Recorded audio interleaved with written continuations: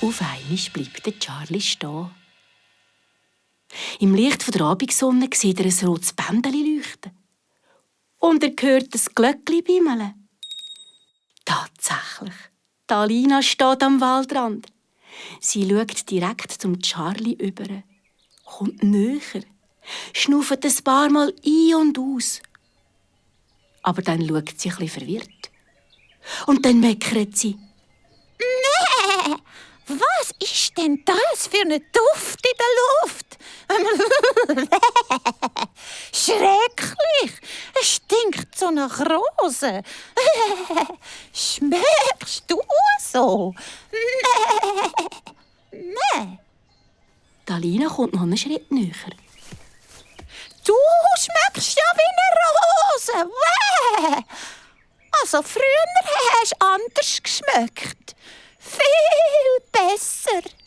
Ich habe dich immer schmecken. Gern sogar. Aber jetzt? Wäh. Du stinkst ja grässlich. Vorwurfsvoll schaut Alina den Charlie an. Dann dreht sie sich um und stolziert enttäuscht davon. Noch mehr enttäuscht aber ist der Charlie. Er murmelt in sein Geissbockbärtli. Was hat sie gesagt? Ich stinke? Jetzt, wo ich nach Blumen von der Liebe schmecke, sagt sie, ich stinke? Der Charlie lässt den Kopf hängen, zottelt davon, ohne zu schauen, wohin er läuft. Hoppla, hoppla. Ja, hey, du was toll bist, auch so unkonzentriert im Zeug umeinander. Fast hat der Charlie in einem Garten einen Schildkröte vertrampelt. Zum Glück haben die Schildkröte harte Panzer. Meh, excuse. Und dann läuft er weiter, traurig. Und er sieht jetzt irgendwie auch ein bisschen hoffnungslos aus.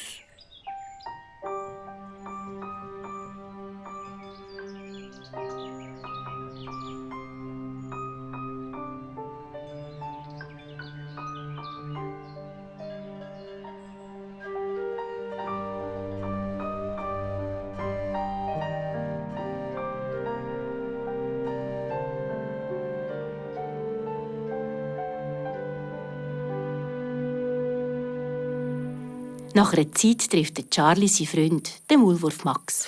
Hey, hallo, Charlie. Ja, was machst du denn nicht schon wieder für ein 7-Tage-Regenwettergesicht? Der Charlie erzählt, was er auf seiner Suche nach dem besonderen Duft alles erlebt hat. Und ziemlich gefrustet jammert er. Und jetzt, wo ich fein nach Rosen schmecke, sagt Alina, ich stinke. Ja, da gibt's nur eins, Charlie. Sofort den Rosenduft wieder loswerden. Komm mit.